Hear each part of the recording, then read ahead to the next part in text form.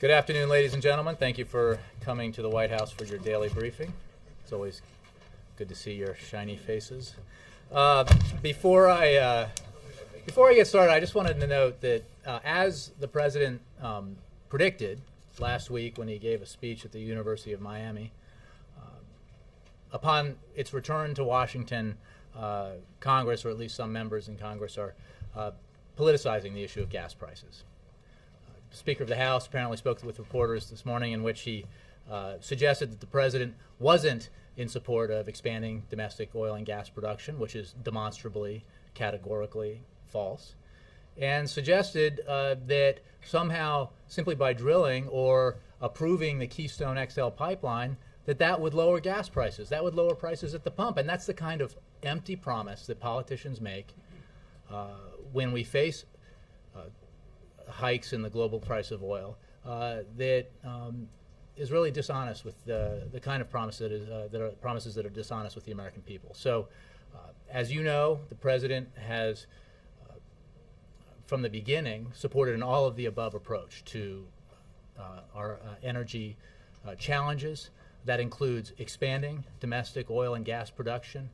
As you know, oil and gas production has been up all 3 years that he's been in office.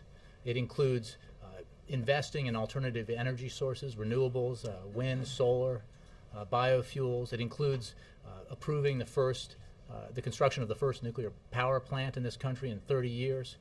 It includes encouraging the construction of pipelines domestically, like the one that the company TransCanada announced it intends to build from Cushing, Oklahoma to the Gulf of Mexico. That's the approach the president takes. He, being honest with the American people, makes clear that there are no silver bullets here. There are no quick fixes. We need an all-of-the-above approach to increase our energy independence and make America stronger economically in the 21st century. Julie, I'll take your first question. Thank you. Was the president's speech to the UAW convention this morning a campaign speech?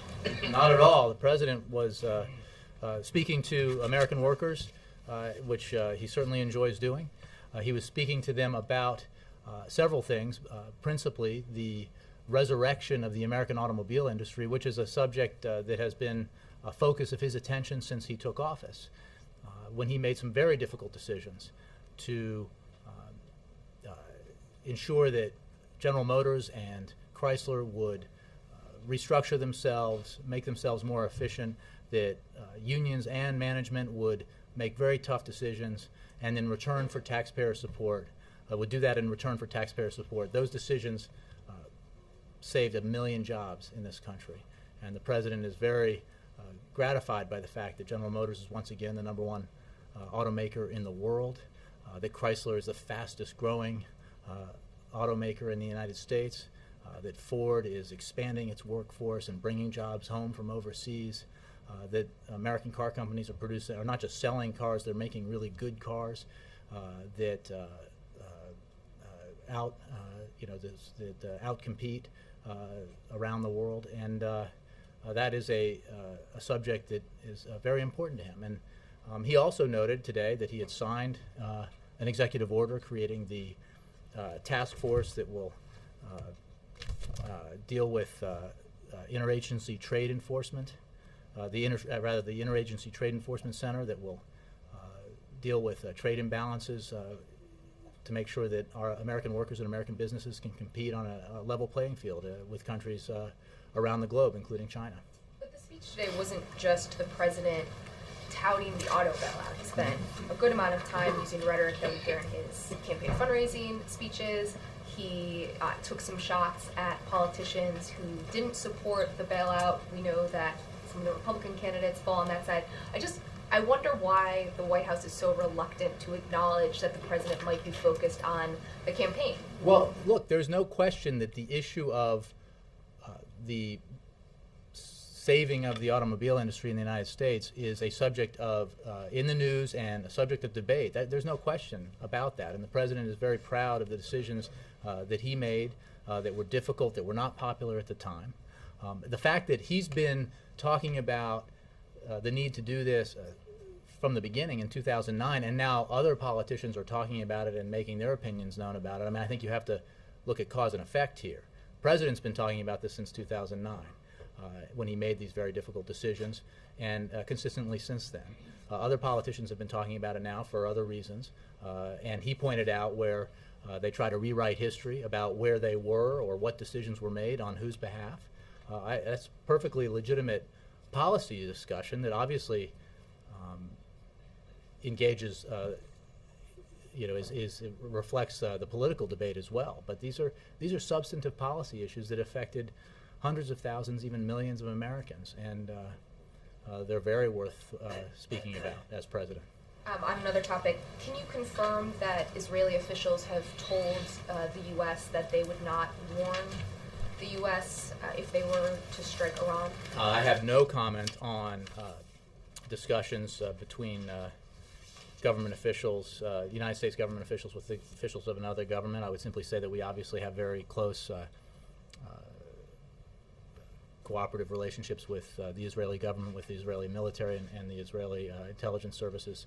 But beyond that, I have no comment. Does the White House believe that it should be alerted by the Israelis should they strike Iran? I would simply repeat what I said, which is that we have very close relationships with our Israeli counterparts.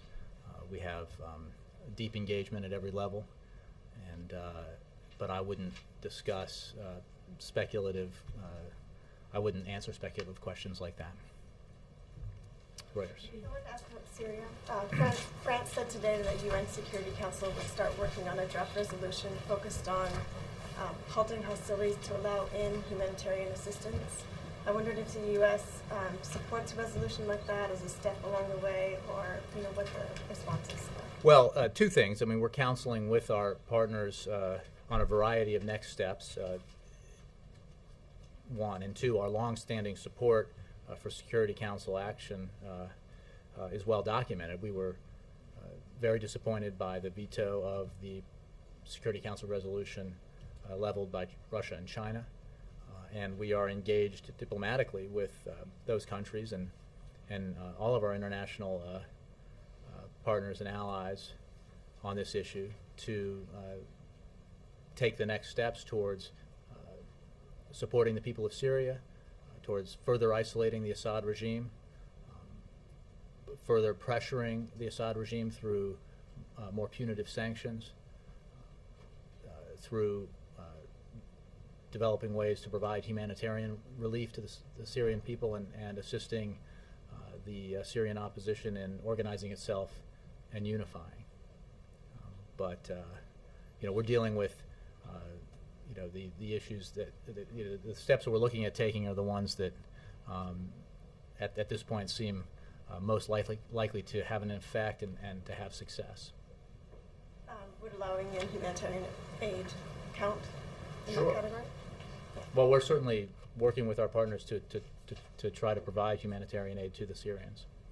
I also wanted to ask, Secretary of State Hillary Clinton said today that it could be argued that Bashar al-Assad is a war criminal, but that using labels like that could limit options to persuade leaders to step down from power. Mm-hmm. Could you address that and clarify a bit whether the United States would like to see Assad tried as a war criminal or prefer to see him seek asylum or?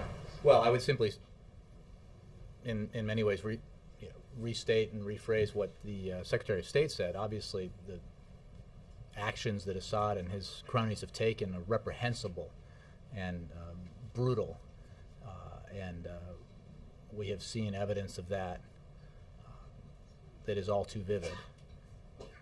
The fact of the matter is our interest is in ensuring a transition sooner rather than later in Syria so that the Syrian people can get what they deserve and what they desire, which is a democratic transition to a better and more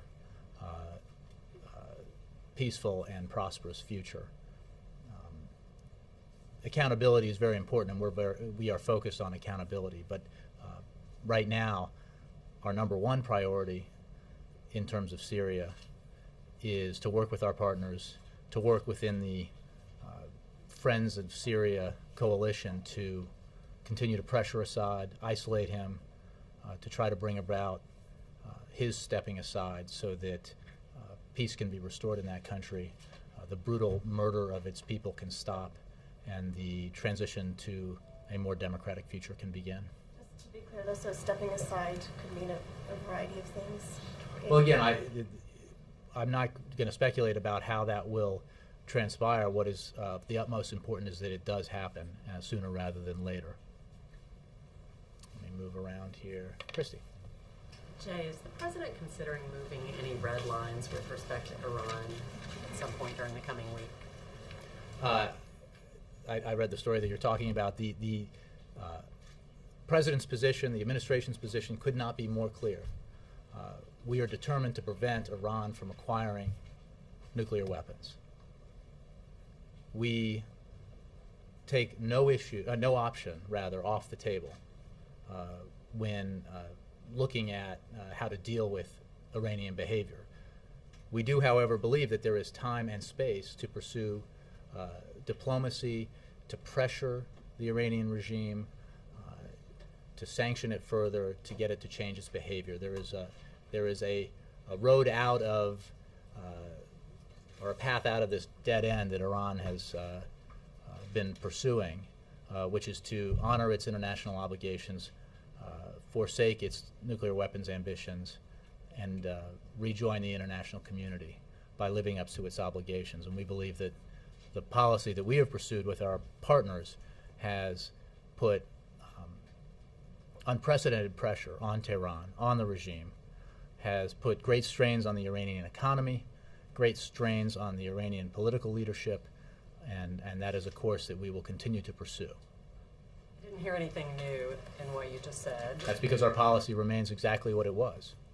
And do you expect that the president will say anything new in public during the course of the Netanyahu visit or any of his? Well, he will speak, as you know, to AIPAC, and I'm sure the issue of Iran he will be discussed, but his position is what it has been, which is that we will take no option off the table, but we believe that there is time and space to allow for a diplomatic resolution through the pressure that we are asserting on Tehran through sanctions and other means with our international partners. So the president's intent is to project the same message that he's projected over the past few months? Exactly, and we are keenly aware of the fact that Iran has continued to fail to live up to its obligations, continued to behave in a way that casts doubt on its intentions with its nuclear program, continued to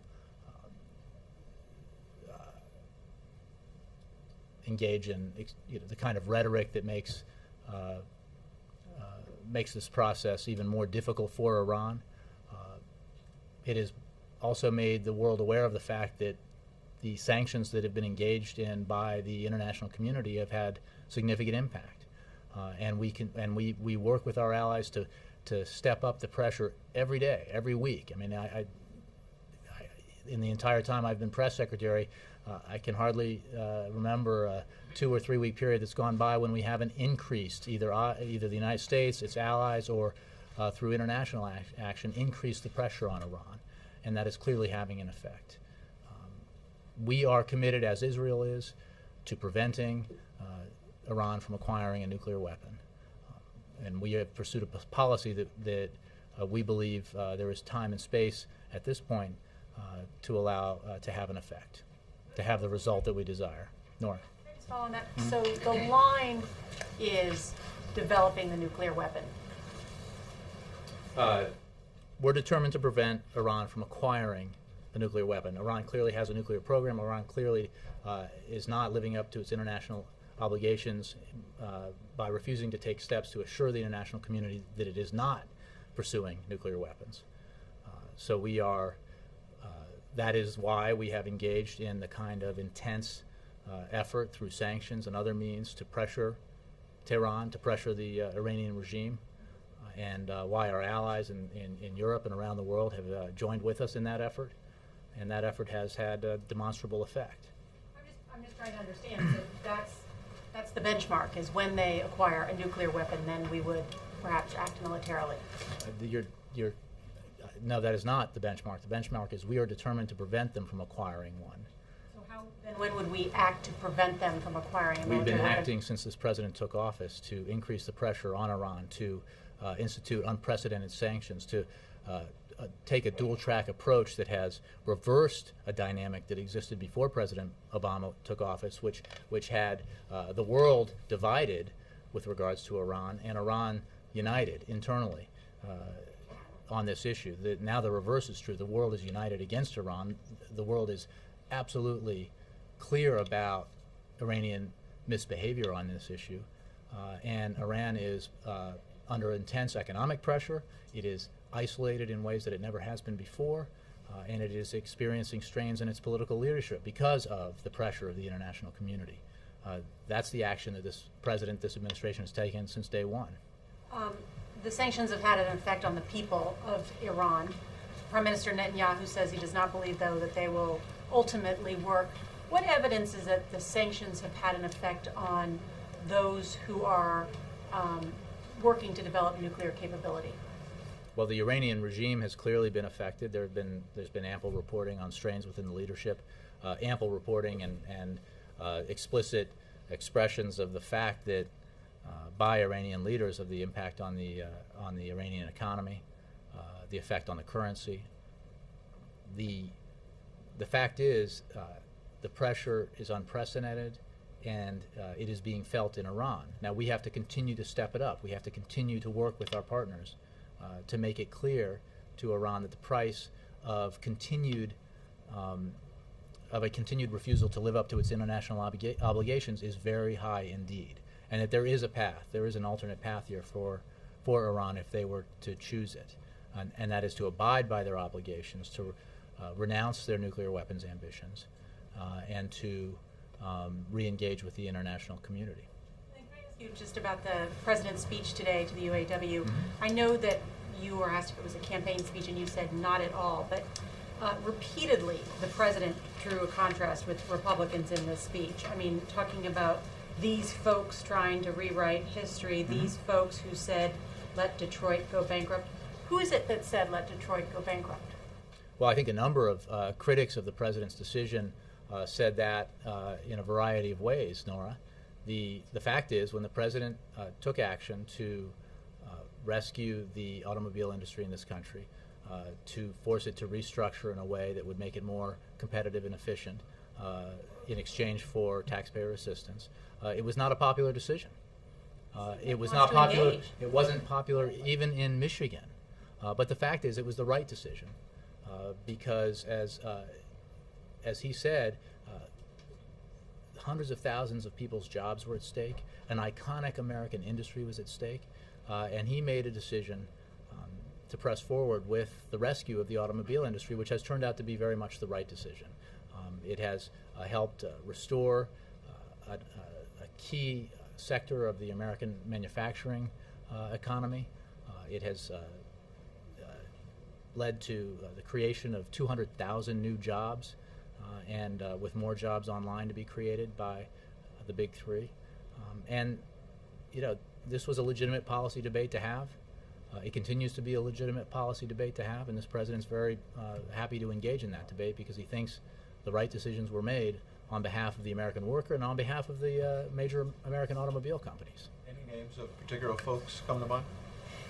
I mean, there's a whole list of people, Ed, who oppose this policy and who oppose it now, although try to alter the way that they suggest that they opposed it. But I mean, this is important stuff. These are the key policy decisions that this president made, and that America's elected officials have to make in times of severe economic crisis, which certainly existed in 2009. Follow on, Nora, on IAEA and Iran, because I think what she was asking about the sanctions, you're saying it's having an effect on Iran's economy. But then another IAEA report came out saying that they're reaching alarming new heights in terms of enriching uranium and not letting inspectors in. So the question is, it may be hurting their economy, but is it really stopping them from acquiring a weapon? Well, let's be clear that purpose of the sanctions is to pressure them to the point where they decide to renounce their nuclear weapons ambitions. That they have not yet done that is clear, which is why we continue to work with our international partners to intensify the pressure, to intensify the sanctions. There remains time and space to do that. Now, let's be clear that there are IAEA inspectors in Iran. They are able to monitor the main nuclear facilities in Iran. But you are absolutely right that Iran continues to limit its level of cooperation in a way that certainly casts even more doubt on the sincerity of their insistence that they aren't pursuing nuclear weapons. The international community has every reason to doubt their sincerity, and that's why we have engaged in this concerted, unified international pressure on Iran. But that's also why Israel's clearly made the calculation that they don't think the sanctions are working and they may have to take military action. So when you were answering the questions before, it's not just a hypothetical or speculation. They are considering military action. So why won't you say whether or not you want a heads up on that? It's a key ally. Do you want them to tell you whether or not they're going to attack Iran? I will simply save the leader to leader and defense minister to defense minister conversations for those participants. Our cooperation and with the Israeli government is full and engaged at every level, governmental, military, intelligence, and we have a significant cooperation with Israel on a variety of issues. But I'm not going to, get into discussions that the president will have and does have with the prime minister, that the defense secretary has with the defense minister, foreign minister with the secretary of state.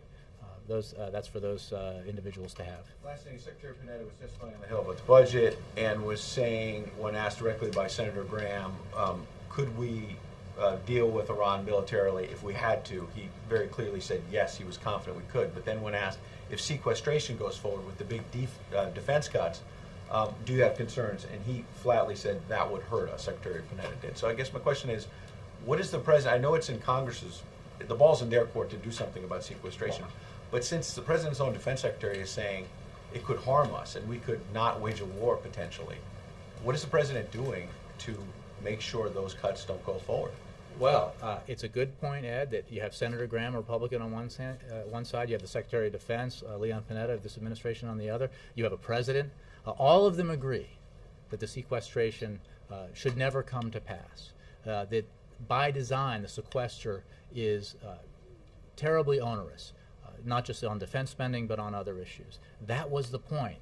And the point was to force Congress to choose the less onerous alternative of reducing the deficit and getting our long-term debt under control in a balanced way.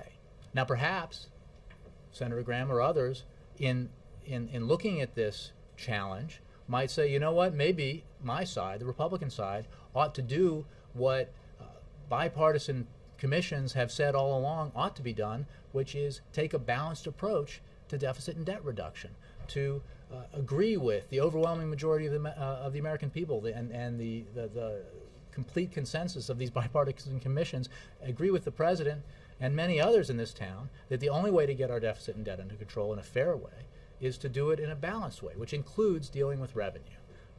The reason why we do not have, why the supercommittee did not succeed and why we do not have legislation passed into law that would render the sequester null and void is because of a refusal by, unfortunately, by Republicans in Congress to deal with the obvious fact that to get our fiscal house in order, to deal with our deficit and debt, we need to take a balanced approach. The president continues to hold out hope that Republicans will do that and is certainly willing to make tough choices, as he has demonstrated in the past, to reach an agreement that does achieve the kind of balanced deficit and debt reduction that this country needs. Jay.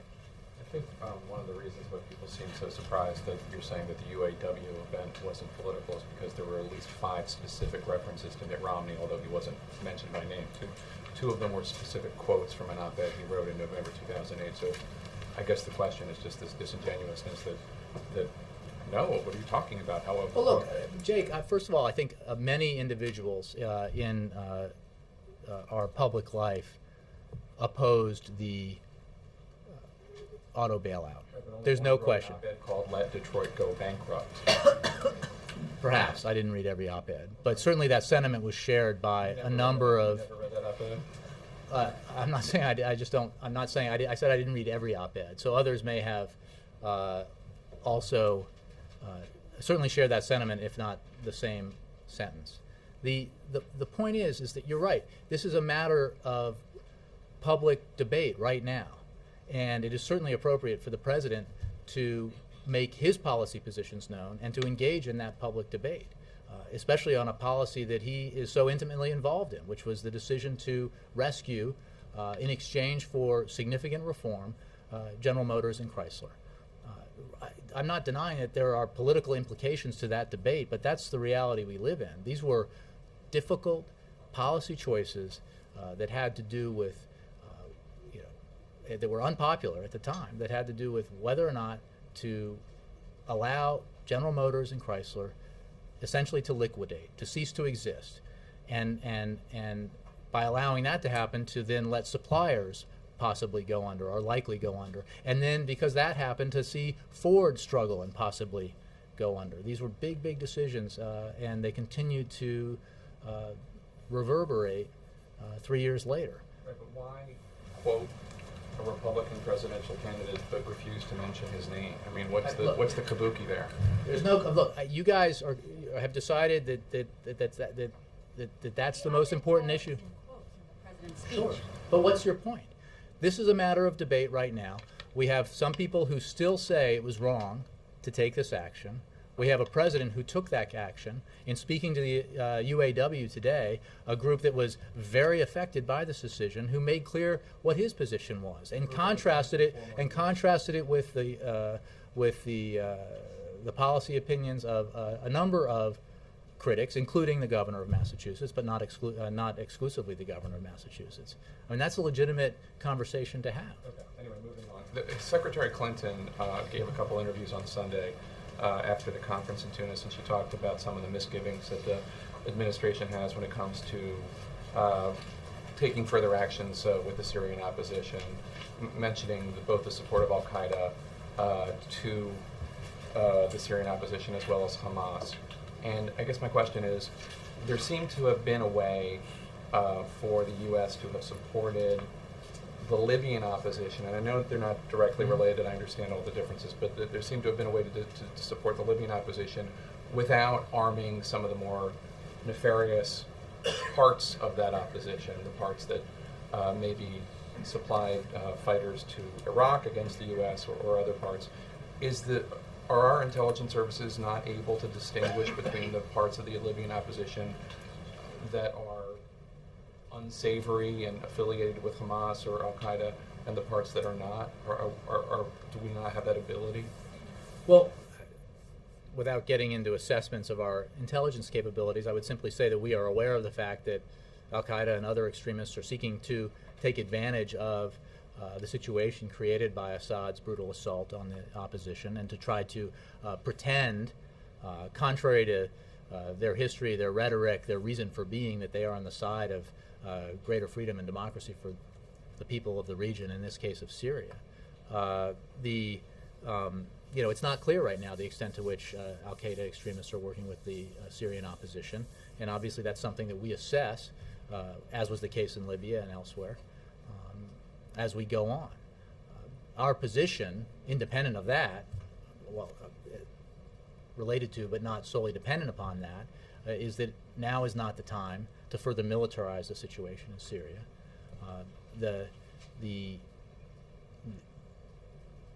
We are working rather with our allies through the Friends of Syria to isolate and pressure Assad, and to try to get him to realize that his days are numbered and to cease the brutality that he's been waging against his own people.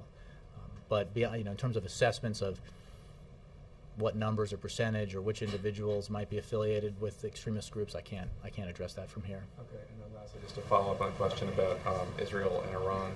What is the U.S. hearing from our Arab allies in the region, which also do not want an Iran with a nuclear weapon? Obviously, what our Arab allies say in public and what they say in private sometimes can be a little bit different. And I'm wondering what is the message, without getting into specific countries, that we're hearing from some of our allies in the region? Well, without specifying, certainly there's concerns about Iran's rogue behavior, its pursuit of nuclear weapons technology. Nuclear weapons is not limited to the United States, Europe, or Israel. It's shared by countries around the world and countries within the region.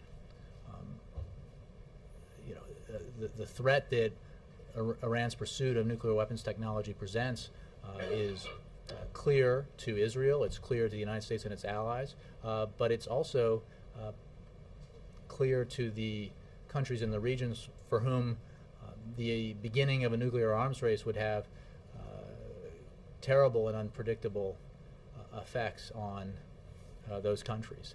So, again, are they more concerned with that than they are with Israel potentially, hypothetically, taking out any of the nuclear facilities? Well, I wouldn't. I would steer away from kind of engaging in that conversation. But there's certainly the concern is not ours or Israel's or Europe's alone. It is concern that is broad and stretches across the globe as well as specifically to the region. Dan. Thank you. On Iran, a while ago you said there is time and space to pursue diplomacy. When does the window on time and space close? Well, I don't think that I will give you a specific date by which the. What action closes that? Well, I think it's important to remember, as I noted to Ed, that there are IAEA inspectors in Iran who monitor nuclear facilities there. We do have, therefore, vision into Iran's nuclear programs and to an extent. And we, without getting into too much detail, monitor their activity and have certain insight into their activity. For that reason and others, we believe there is time and space to pursue a diplomatic path, a path that intensifies the sanctions, intensifies the isolation, and attempts through unified international action to get to the Iranian regime to change its behavior. Having said that, I need to make clear every time that I do that the fact that this is the policy we are pursuing now, that this is the option we are pursuing now, does not mean that we are removing other options from the table. As the President has made clear and others have made clear in this administration, all options remain on the table with regards to the way that we will deal with, and we are dealing with Iran, even as we pursue a diplomatic path, because we believe there is time and space to do that. But it would seem to me that at least if not publicly, privately, there are discussions about when enough is enough. Is there a marker that has been set privately? Well, without getting into too much detail from the podium here, I think that there has been a fair amount of reporting on what is known about the Iranian program and the fact that we have IAEA inspectors in Iran looking at Natanz and the other site, and we have some visibility there. I wouldn't want to get into more detail about what constitutes action that would change the nature of our evaluation of the time and space needed to pursue a diplomatic path. On gas prices, a lot of what we have heard from the White House has been more long-term, a long-term view. Mm-hmm. For people out there who are filling up their tanks and seeing that price go up almost daily, what is it that the President believes can be done now in the short term to bring those prices down? Well, Dan, I would simply say that as an administration, we are constantly looking at evaluating a situation like this that has been recurring almost annually now for some time. The fact remains that there is no silver bullet, there is no quick fix to the challenge that high global oil prices present. The long-term solution here, the medium and long-term solution here, is to take the all of the above approach that the president has put forward, which includes increasing our output of domestic oil and gas. It includes investing in nuclear technology, investing in clean energy technologies. It includes quite significantly taking action, as he did, without Congress, to put in place historic fuel efficiency standards for cars that will result in huge savings for Americans when they fill up their gas tanks. It will mean literally, when these new standards are in place, that they will be able to fill up their gas tank whereas before they would do it once a week, it would be once every 2 weeks. That's the result of these fuel efficiency standards. So that's an enormous savings, and it's an enormous savings at a macro level in terms of the amount of oil and gas that this country would use because of that. So the message is be patient? Is that the message? The message is that there are a number of factors that go into a spike in global oil prices. And any politician who tells you otherwise is not being honest with you. And you guys know that, and I think most Americans are aware of the fact that when a politician comes at them with a 3-point plan to reduce gas prices to $2 or $2.50 a gallon, that they're blowing smoke. Because there are a number of factors that go into a spike in oil prices, including economic growth. It is a negative side effect, if you will, of increased global economic growth that because of higher consumption of petroleum products, the price of oil goes up often. And that's why we need a long-term strategy to decrease our dependence on foreign sources of energy. And that's the strategy this president has been pursuing since he took office. One final thing, just before we came out here, a third student died in the Ohio shooting from yesterday. The president and the first lady have put the spotlight on anti-bullying now for quite some time. Given that that's one of the things that possibly could have been behind the shooting, is that message, that anti-bullying message, not getting through to kids in junior high and high school? Well, I would very much hesitate to draw any conclusions about what happened in this incident in Ohio before there's a full investigation.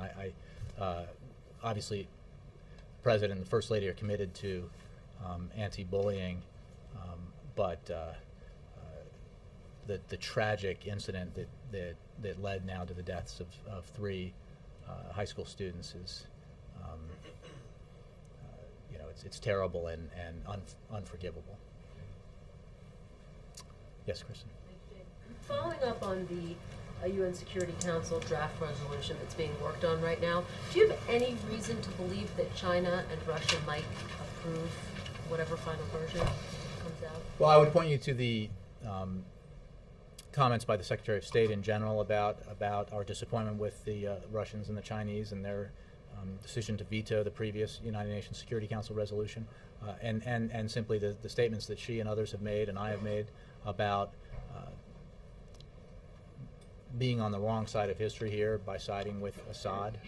There, as you saw from the General Assembly vote on a similar resolution, the overwhelming number of nations in the world is on the side of Syria, of the Syrian people, and not with the Assad regime. So the isolation becomes, or the starkness of the comparison becomes all the more clear with the General Assembly vote. So we will continue to discuss with the Russians and the Chinese, as well as our other international partners and allies, the need to take action by the international community to pressure Assad, to isolate him, to get him to step aside. I think that we need to focus on those actions which have the greatest chance of success, and that includes efforts to organize humanitarian aid. It includes efforts to further isolate and pressure Assad. It includes efforts to assist the Syrian opposition to organize itself and unify,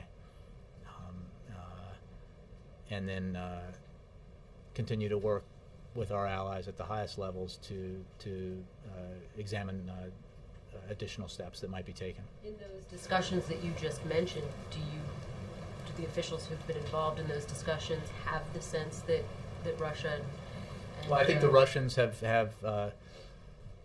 I will let the Russians speak for themselves, as I should, and I don't want to characterize beyond what they've said what their position is, but we will continue to discuss with the Russians and others the need to take action to prevent or to get Assad to stop killing his own people.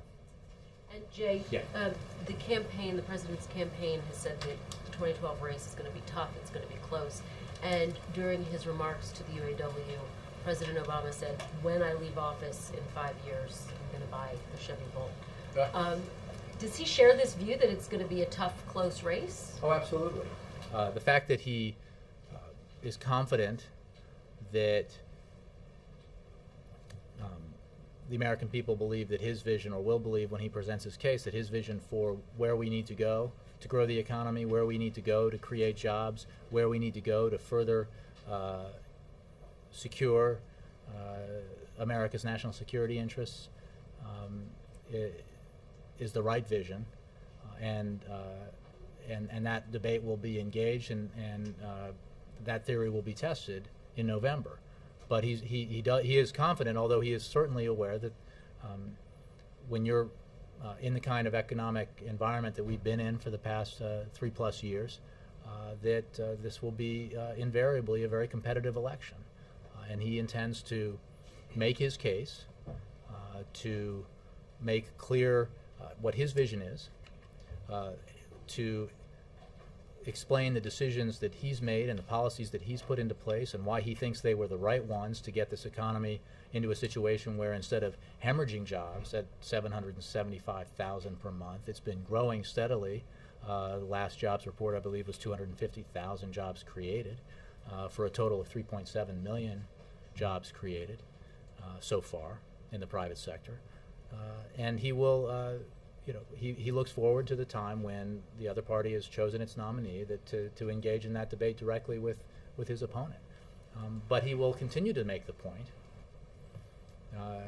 as I have, that there is still time between now and November to get things done for the American people, because the American people, while they will and should participate in the election, engage in it, make their views known, and then vote in November, they rightly do not believe that Washington ought to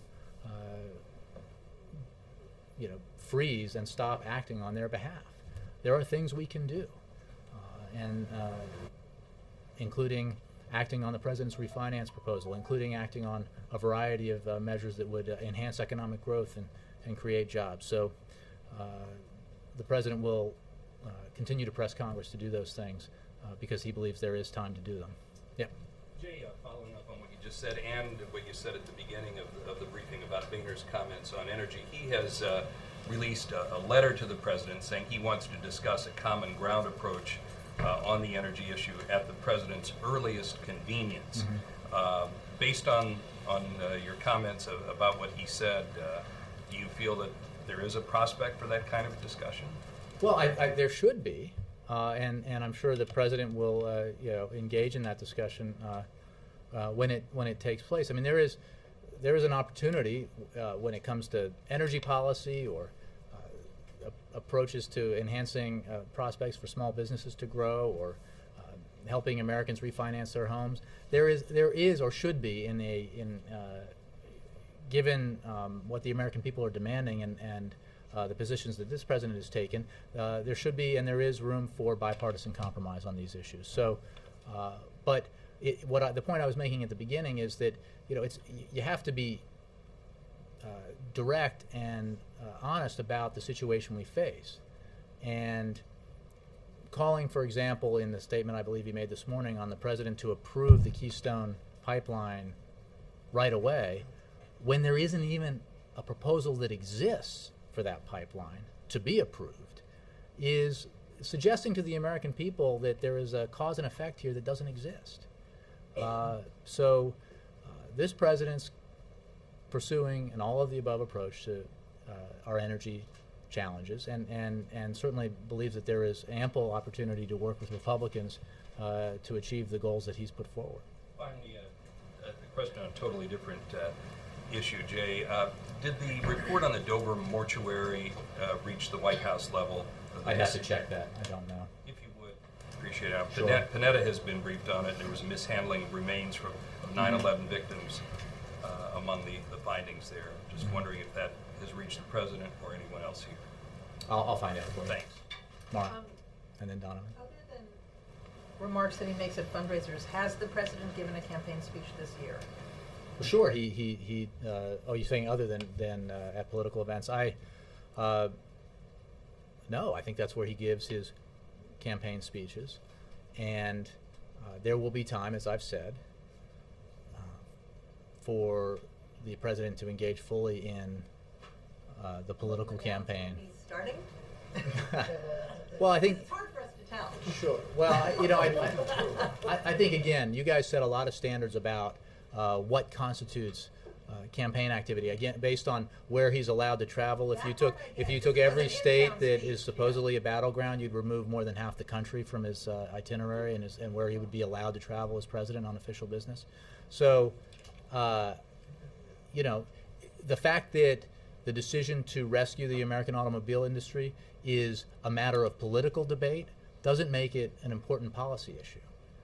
And so the president ought to be able to, and did today, address that issue in his discussion to the UAW. Usually this comes up in the context of travel, like you just mentioned, in terms Sure. of allocating funding. And there will This be a is just time. in town. There will be a time where, beyond the political events that he has participated in, where he will be in a more, sort of comprehensive political posture. But that time is not now, and it's actually not for some time, I believe. Mike. Thank you. And then sorry. In his speech today, thank you. Well, I could defer That's to okay, Donna. go ahead. No, I go ahead, and then Donovan, you're next. In his speech today, the president criticized those who had suggested that Detroit be allowed to go bankrupt without trying to pull you into the Mitt Romney debate. But in point of fact, they did Well, go I through want to be clear. bankruptcy. I do understand that former Governor Romney did suggest that should happen. I'm not pretending otherwise. But the point was that a lot of folks opposed it and took that position at the time. What I was trying to get to is in the bailout, they did go through bankruptcy. They went through a three-package bankruptcy. What former Governor Romney was suggesting was a managed bankruptcy, not a liquidation. And the question is there a big difference? Because as part of the bailout, they did go through Well, there's an bankruptcy. enormous difference because you're leaving out the fact that some critics, and I believe Governor Romney, have suggested that private capital should have been sought in that process. And part of the point was there was no private capital available. We were in a severe economic crisis with predictions of a second Great Depression. Private equity firms, for example, were not willing to invest in the automobile industry at the time. The reason why the policy that the president chose was pursued was because other options weren't available. As he made clear at the time, he wasn't looking to have the American taxpayer bail out the automobile industry. That's not a platform he ran on. But there was a crisis situation, and a decision had to be made as to whether or not we would allow General Motors and Chrysler, two of the big three, to essentially liquidate and caused up to 1 million jobs in the United States. Faced with that choice, the president made the decision he did. It's convenient in retrospect to suggest that there were a variety of other alternatives to get to the same outcome. The fact is there weren't. And tough choices had to be made, unpopular choices had to be made, and the president made them. And just a quick follow-up. Does the administration still consider Chrysler to be an American automobile manufacturer, given the majority stake that Fiat has? Well, I think that Chrysler is an American, iconographic American automobile company, and yes, we do. Thank you, Jay. Donovan. Sorry. Thank you. You kind of answered my first question, which is why won't you use Governor Romney's name? You just used it, so thank you. Republicans are repeatedly criticizing the president for not working with them on their Jobs Act. Mm-hmm. What is the president's position on working with the speaker and others on their version of a Jobs Act? I think there is great opportunity and great overlap between this administration's position on some of these issues, especially with regards to small businesses. I believe the House Majority Leader put forward on Politico some of his policy proposals and there's real opportunity to work to get a lot of that done. And it goes right to the point that I've been making, that conventional wisdom holds that we can't actually accomplish things that both the administration and a Congress controlled largely by the other party can agree on, but that's not true. And I think that's a perfect example of an area where we can find common ground and can achieve some of the things that, after all, a number of the items that the House Majority Leader put forward in that op-ed, I guess it was in Politico, are ones that the President first suggested back in September. And he reiterated at the State of the Union address. So, well, I think we need to that Congress needs to come together, and there's an opportunity again, if there's a willingness to compromise on the margins, if you will, because there is great overlap here, to get those bills and those items done where there is agreement. So we certainly hope and expect that Congress will do that. Thanks, Jen. One more, Kate. Some remains of 9/11 victims. Is there a sense that there has to be some changes at Dover? Because this isn't the first time something like this has happened. I'm sorry. I mean, I haven't had a discussion about that, so I would hesitate to offer an official answer from here. I'll have to take the question. Will the President be briefed later on this? Again, I just would have to go look at this. The Iraq Vets dinner tomorrow night. Can you talk a little bit about the purpose of the dinner, why the President and Secretary Panetta are hosting it? Is the President going to be meeting with any of the vets privately beforehand? Well, I certainly, he will certainly be engaging with those in attendance at the dinner. I think it's to note the remarkable accomplishments and sacrifice of the men and women who served in Iraq, in a difficult military engagement, a difficult war that lasted for 8 years or 9. So the President looks forward to this. He is enormously appreciative of the sacrifice and service that the men and women in uniform who served in Iraq provided to their country, and obviously some of them provided the ultimate sacrifice. And he, as I think I've said before, he looks forward to his encounters with the men and women who have served our armed forces very much. That's it. Thanks very much, guys. Thank you.